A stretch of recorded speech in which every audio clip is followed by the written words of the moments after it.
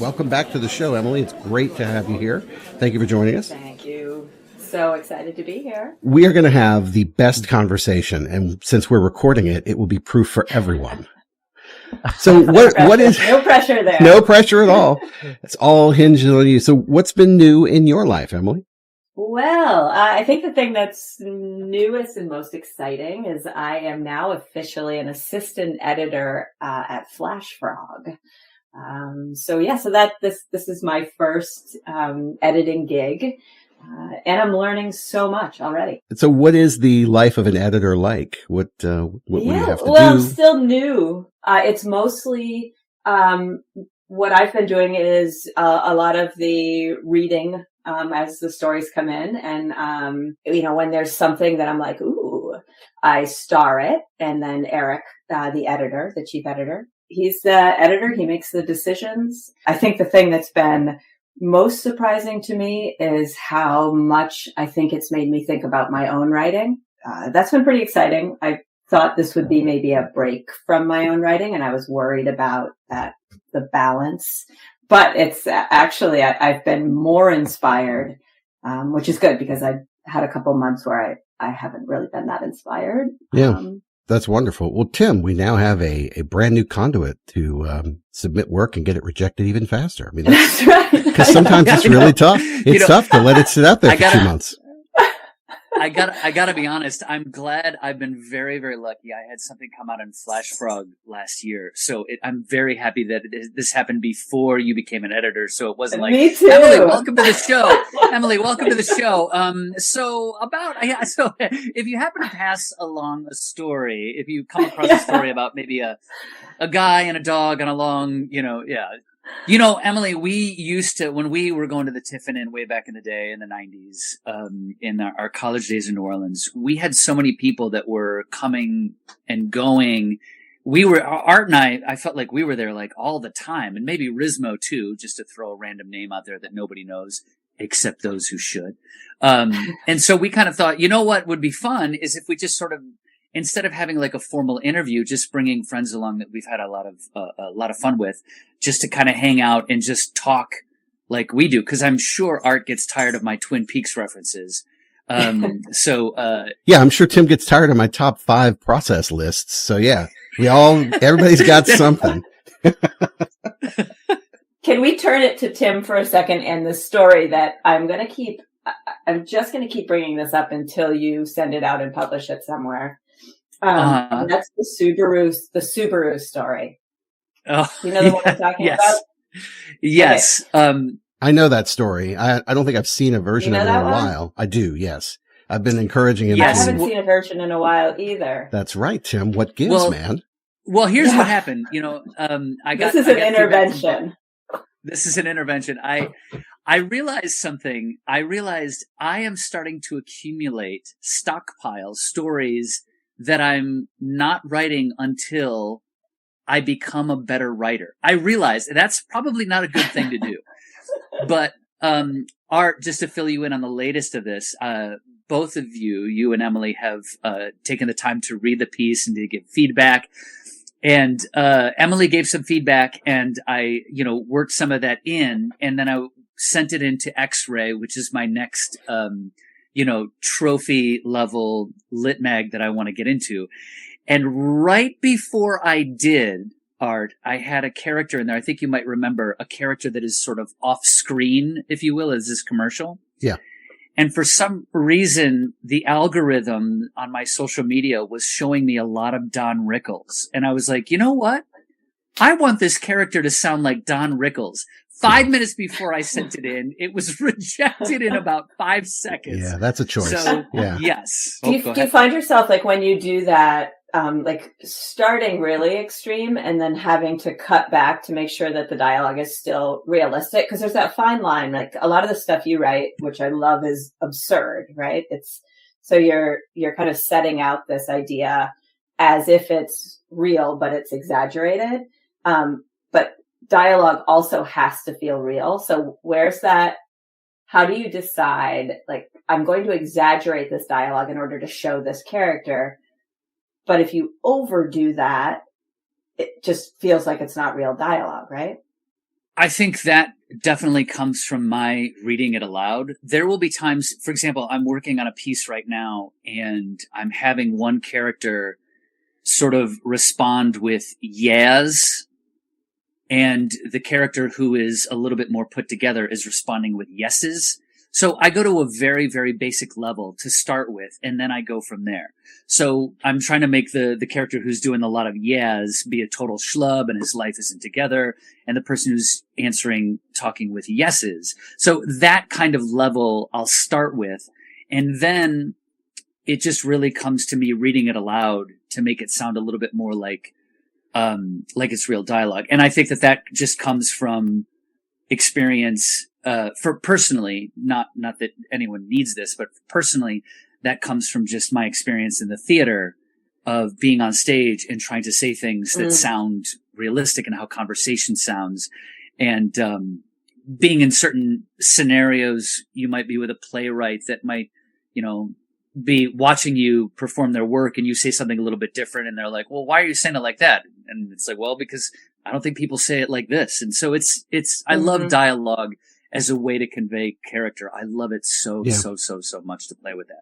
It's not that it's realistic as much as it's plausible to the world, because if you've got the world sort of turned on its better. Yeah, if it's turned on its head and you expect the characters to speak in a stilted manner because that's sort of what the world is imparting, then someone who comes in and is very conversational in kind of a normal 2025, 2026 way might actually stick out as out of place. I think of Donald Barthelme. That's one of my favorite influences. And I will never be Donald Barthelme. I'm really not trying, but his characters spoke in a very specific way. And I think it was specific to New York in the 60s. And I just didn't get it, so it was strange. But yeah, I could read a story, not have his name on it and recognize it as his, even from the dialogue, because of the way it's put together. What about yours, Emily? I mean, you said you try to pivot back to realistic dialogue. Is that because you're writing from a point of view of realism, like this could happen next door? Yeah, that's interesting, because I think in some of my stories that are more like the more realistic, the stories about grief or some of the longer writing, so non-flash stories, I think are more realistic. And I often in the drafting process, I'm looking to cut back on exaggeration because I'm trying for realism in those stories. But in some of the flash, like I've been playing around a lot more with the absurd, like how do you take something to the edge? And in that case, I don't know, I think that's an even harder, it's pretty easy for me to pull back on something that's supposed to be real, right? Like that feels, natural, normal. I live that. But when you're trying to create a world, the kind of absurd world, I think I want the dialogue to reflect the exaggeration. Yeah, I'm not sure. I think that's something that I struggle with. I love reading the absurd. I think I'm less effective at writing it, even though I keep trying, and every once in a while I feel like I hit that right balance. There's kind of a tug of war for me between conversationalism and something that's a little more formal. Maybe that's it. Maybe it's casual and formal is the tug of war. I'm thinking of Tim's stories. Most of them have either a first person narrator or even if it's a third person that feels just very close from a psychic distance standpoint. It's just very conversational. And those are the ones that work the best that I've seen, where Tim is having a character basically talk to me almost like we're in the middle of a conversation and it's their turn to talk. And I find that really engaging, and it kind of pulls me in. And I find that when I'm drafting stories, I probably start too formal. Like I don't start that close. And for that reason, it's harder for me to get into the narrative. Where do you fall in that, Emily? I'm curious, in that sort of tug of war between conversational and formal. Yeah, I think I'm drawn to the more conversational now. I don't think I started that way with my writing, but I like to just drop right in now. And I think Flash has done that to me, right? Because most Flash kind of hits that it's about voice or it's about, like starting smack in the middle of something. You don't have a lot of time, right? You gotta hit him in the mouth. Yeah. I really, you guys are making me blush by saying such nice things about my writing. But one of the things that I get a little bit nervous about is that it all sort of sounds the same as far as coming from that conversational point of view. And that's definitely something that I would like to try and do differently. You know, we've been talking a lot about that novel that I wrote a couple of years ago, Art, that, you know, we just had an episode about the second draft on. And that's third person, and I haven't done that in like a long time. So it's kind of been a struggle. It's nice because you can kind of like, now the third person knows everything and could talk about everything, but it also feels like, I don't know, I think almost I'm just trying to get as close to writing a script as possible in my prose, you know? Just want more dialogue. Yeah. I mean, when I read that draft that you have, where it really sung for me was when the psychic distance was really close to the subject matter. If you're standing way back and sort of saying, this is the thing that we're looking at from way over here, that's less engaging than in the parking lot behind the Best Buy, you know, and they're doing stupid things. So there's a lot of parts of that draft that hit well, especially like the first couple scenes where you're describing, what's his name? Colonel, Pickering. What is it? Oh, jeez. Is that his name? Captain Pellersby. Captain Pellersby. Yeah. That's it. Yeah. Yes. But I mean, his morning routine is told from a distance, but it's almost like you're his shadow and you're just watching him go through his day from a really close distance, but you're not engaging with him. And I thought it was really clever to sort of see that. And then of course you juxtapose that with Madeline Tin's sort of morning routine, which is very different. So, I mean, there's a lot of good going on there. So I'm trying to encourage you to go back and write your next draft. Sure. Sorry. Yes. As soon as you finish the Subaru story, of course. That's right. Yes, of course. Emily's the editor, so she has preference. She gets to pick. That's right. I outrank you here. I get to pick. Yes. Well, one of the things you just said, Tim, was that that your novel is written in third person, right? And that's not usually what we would do, that you usually write it first, close, right? And I don't know if it was somewhere on, I think, Blue Sky about a year ago, somebody, and they probably this was just an offhand comment that some writer that I admire wrote, but it was something about how all of the like highbrow literary journals, what they really want is third person and mostly past tense, right? That they want that's real literature. And this first person present tense thing, like just won't even get you read by this top tier. I don't know if that's true. I have no idea. But of course I took that to heart immediately. And I went into my spreadsheet, and looked at like, you know, of all the stories that I have published or I'm drafting, like 95% of them were first person, and present tense, like dropping right in. So anyway, I've been like thinking like, is there truth to that? Is that just some sort of weird literary gatekeeping? Is it, but then when I do read the stories in, you know, every once in a while, when I read the New Yorker story or I go to Paris Review to read a story, they're pretty classically third person, and they're wonderful. They're great, great stories, but there's a formality to it. No, you're on to something, because there's two different goals, you know, with those types of stories. So you mentioned first person present tense and then third person past tense. And those types of stories are trying to accomplish different things.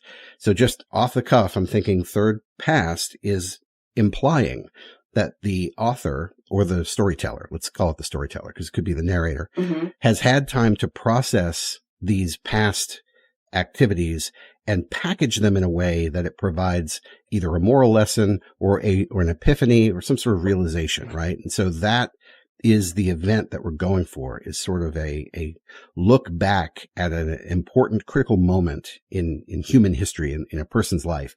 And we're going to either learn something or experience something that we're aware of that's coming. First person present is very much the reader discovering in real time with the the point of view character, what is happening. And so that is not a reasoned approach to, or a measured response to what happened in the past. That is, this thing just popped you in the mouth. How do you respond? So, I mean, those types of stories are really trying to accomplish two different things. I think because you live in the Flash world, both of you, it lends itself to that first person because you don't have a lot of time. And yes, you could look back at the past and have a go at that, but it's also more immediate and maybe more viscerally satisfying to get popped in the mouth. So I don't think either one of those is necessarily better. You're just trying to accomplish different things. Yeah. I think personally for me, with shorter pieces, it's just, I'm working through my own shit. You know what I mean? Whether it's some sort of, crazy hyperbolic thing, or if it's some crazy, just some piece, it just feels like it's more personal. And I agree 100%, Art, that it's sort of like, this is a situation that I've been dealt, these moments, that I feel smaller works focus on.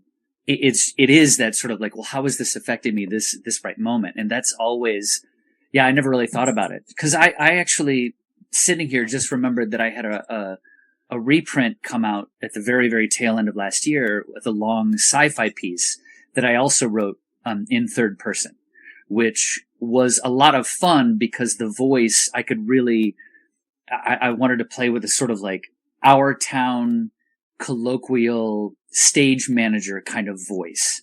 And it's telling the sort of like moral tale of this person that is the focus of that story. So yeah, I agree 100%, Art. Now thinking about it, it's so strange. It's so strange that I just write these things, but I never go, why did I do that for myself? Well, I'm just like, oh. But that's the thing. You've got great instincts. And I've said this many times. You have really, really good instincts. If you're going to write a first person story, then you kind of are excluding all of the other people. You're only getting the output from the other people around you. You don't know what they're thinking or what they're feeling. The main character, the point of view character, can assume or make suppositions, but the only person that you're really intimately aware of is the person telling you the story, which is why first person narrators are perfect, unreliable narrators. In third person, especially third person omniscient, you have a chance to bounce between, every consciousness in a town or a country. You can go wherever you want. And I think that lends itself to more, I'm going to say gravitas, but that's a place where you could explore different points of view like that. And you see whole books written from different points of view. The only way to attack that as a first person narrator is to provide multiple first person narrators. So you've got these books where each chapter is told from a different point of view because they're trying to be panoramic, but they've hemmed themselves into a telling style that doesn't allow that. So it's a tool. Again, one's not better than the other. They just try to accomplish different things. I have a screwdriver and a hammer. And if I want to hammer a nail, I need to go get the hammer, So yeah, but I in fact, tell me, Tim, what is the person and tense of that story that you wrote and it was published? The one set in a bar where it's a fight that occurs? And it references music lyrics. I'm not really narrowing it down there. Hold on a second. I gotta go back. I gotta go back. Hold on a second, because this happens all the time. Art, how do you have so many what did you just say? If I have a hammer and a nail, if I got a nail, I gotta go get, how do you pull this stuff out? Where does this come from? I'm over here yeah, he's got a list up. Well, then I tell you what, instead of typing things into ChatGTP, I'm just going to type things in a text to you and say, Art, how do I take care of it? It's Chat ART. It's been around for a long time. Yeah. That fight piece is a one sentence piece that was published in Jake, I think maybe 2 years ago, something like that. And that was third person. Yes, it was. Present? I don't remember. Golly. Let me see if I can pull it up. Go pull it up. The reason I ask, and Emily, thank you for drilling down on that, is that I remember that story being a whirlwind of activity, but I think it constrained itself. It wasn't living in anyone's head. it allowed you to see not necessarily different points of view, but you really did sort of hop from point to point in the bar during this whirlwind event. And it was almost like a spiral that kind of circled back to the character that had started it all off, which was this little kid, kid in the bar. It was great. I love that story. Golly, it looks like it's, it was third person past. There you go. Okay. And so you needed third person past in order to be able to bounce to all those different consciousnesses. Because I remember there was a woman who was divorced or wanted to get divorced. And then there was a guy who was talking to her, and that sparked the fight. Like, I don't exactly remember, but there were a lot of different points of view that could have been lingered on, but you chose to just sort of express it as a maelstrom and see this kid basically in the eye of this hurricane, is the way I interpreted it. Yeah. That was one of those weird pieces that just came along because I heard some gossip in our co-op, and that incident actually happened. So I was like, wow. And then I woke up and the coffee hit right. So yeah, that I'm looking at it now. I think good. Groovy. When we're reading, right? And I'm thinking back being an English major and being an English teacher for so long, like we think about the intentionality of those things, right? Like, okay, what's the tense? What's the POV? Who's the narrator? As on the writing side of that, I can't think of a time when I have intentionally made a decision prior to writing about those things. Like I can think of a few times when I've finished writing and just as an exercise, I've said, okay, what happens if I change this to third person? Or what if I change from third to first? Yeah. But never have I said, okay, I'm going to write a story and I'm going to put it in third person past tense because I want blah, blah, blah. Like whatever, like, right. So you just write, it comes out as it wants to be, but then maybe the intentionality, I mean, maybe I should be thinking more about it. Like when something's finished. Yeah. Oh my gosh, this is actually an epiphany moment because I think I've got a couple stories right now that I like them in theory and I just can't let go of them, but they're not working. But maybe that's it. Maybe I need to just try throwing it in a different POV. It's a good trick. Wait, so you're telling me you have your own Subaru piece? No, I'm just kidding. Yeah, because if you don't publish that soon, that is all mine. I am writing a Subaru. Perfect. Nice. I think you're right, Emily, and I think it's absolutely appropriate to not think about that in the first draft. Like, I am not advocating at all people should sit down and organize their outline and go, what is the tense and mood? So I think it comes out the way it comes out, but definitely in your case, if something isn't hitting or if you're like, trying it in a new, tense, and point of view is a perfectly valid way to see if you want to see that in a different approach. And now that we've kind of teased out what some of the features and benefits are of the different ones, if you're looking to increase psychic distance where you want to get further away from a topic, obviously you'd go to third person. And even within third person, you've got limited omniscient where you're really constrained to only one character. So it's like fake first person. Or you've got that omniscient, which is I can go anywhere I want and talk about anything. I find that third person omniscient to be a little off-putting. It feels stuffy and old style because you see a lot of that from like the 1800s and whatnot. Third limited feels enough like first, but still gives you the distance you need to be definitive about characters that your main character might not really know, something definitive, but you can do it because you're in third limited. So yeah, it's just whatever tool you need to take out of the tool belt. That's the one you got to use. That was wise. Yeah.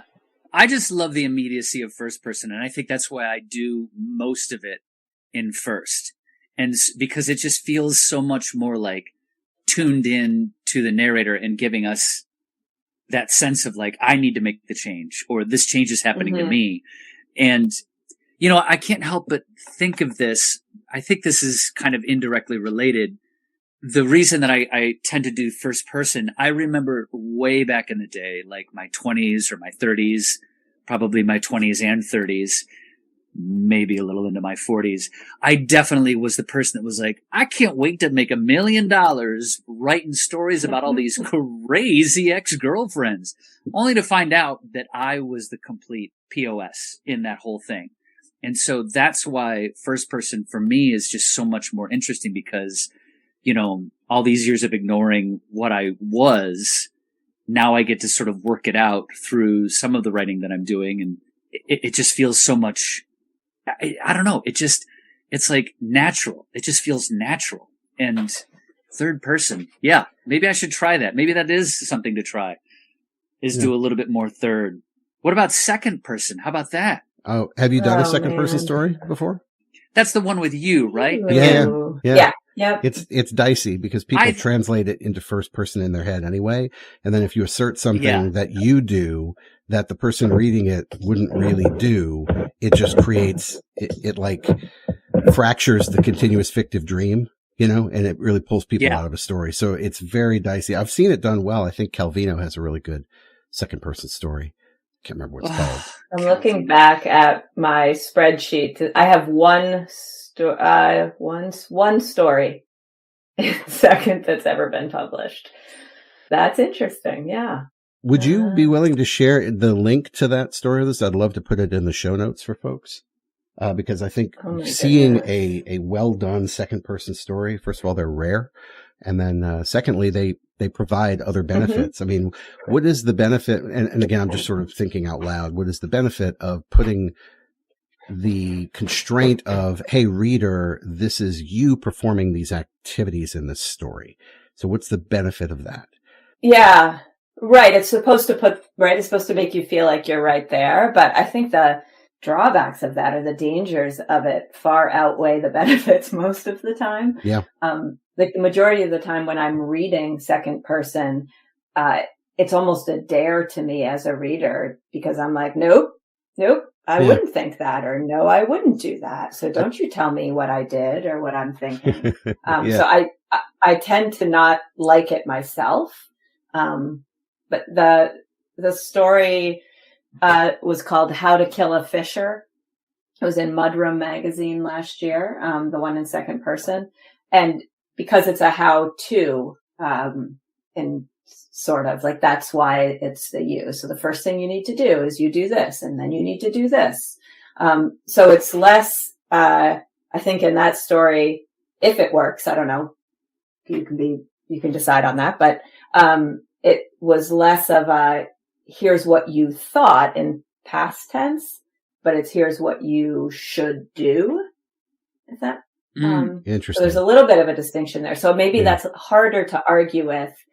Almost like if I'm telling you how to cook pasta, you should take this out of this. You should put the water here. I don't do any of the cooking in our house, if you can tell from that terrible example. Versus if I had said, like, you went outside and you felt really cold and you couldn't believe what she thought. Like, those things feel a little bit more like, don't tell me what I'm believing. Don't tell me how I'm feeling. It seems to fit best, just again, off the cuff. If you've got like a disaster story, let's say that the conceit is that you are in, an island in Micronesia and it's a tsunami and you see the wave coming in, right? So the first line of the story would be, you thought it was strange that the tide receded so far into the bay. Right. You could see, old canoes that had sunk, and you remember Josephus had, sunken that back in 30 years ago and you thought you'd never see it again. Oh, and here comes the water. And now the whole story is about basically how do I get to high ground? Because that's something that everybody can get behind. Like you do this, you scramble over this, you try to avoid the whatever, but it's like disaster porn. And so I don't know, that would be something that's really easy to suspend disbelief that, oh yeah, that's me. And I gotta go. Like, what do I do? So I think that would be cool. But other than that, I'm not seeing a ton of, Do you know Matt Kendrick? Tim, you probably do from online, right? He's like the most amazing, yes. Yeah. Most amazing resource in the world. He does courses as well, but his resource page, which I'll send it to you after, Art, so you can link it. But he's got, all of these documents that have lists of stories that are categorized. So I just found one. He's got one on unusual perspectives that I think could be really useful, where he links to about 20 stories, that are in second person. And then he's got about 20 stories in third person plural. So the we, and then also, third person plural, the they. So it could be a really interesting thing to look at, And these are all published, successful stories in those perspectives. Yeah, thank you. I'd love to see that. I was just sort of looking up some things myself, checking out some things. I forgot I wrote a second person narrative that got published last year and but I remember it very distinctly, writing it as if, you ever been in one of those moments where you're just using a second person narrative, but you're actually talking about yourself? That was kind of the perspective that I had from it. It's the piece is about, this actually happened. I was here in central New York and I accidentally mowed over a snake. Oh, I love that story. Yeah, I immediately went back to my childhood. The first time I discovered that my father did not like snakes, I saw him on the opposite side of the yard and he was mowing. And then he stopped, looked in front of the mower, and then went back and forth really quick to eradicate a snake that he had seen. So I,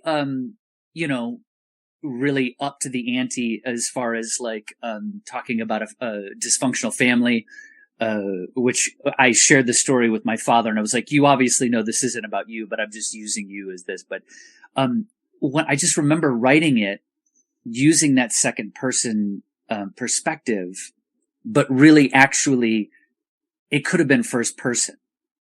And so for me, it was a very weird thing that ended up actually working out kind of good. So yeah. Wow. Huh. I think the first person, present is my go-to, because a lot of the stuff that I really have liked writing lately is so voice driven. And I think that's the easiest way to get that voice across is in that first person present. And this probably isn't true when I look at all the stories I've loved lately, but one of the things I like about reading first person present is I feel like I'm a part of it. It's active, especially in Flash, right? Because it's short and it's quick. And as you said, something about getting smacked in the face, right? There's something pleasant about that. So I think I'm drawn to it because it feels like I'm in it with the author when I'm reading the first person present. There's less distance, obviously. So I think that's what I'm really drawn to, though I think it'll be a good challenge for me. I think this conversation is making me really think about being more intentional about that. I often I'll write something and then I do a lot of revision on it, but I don't significantly revise the POV or the tense usually. So I think that might be a place where I want to start playing around.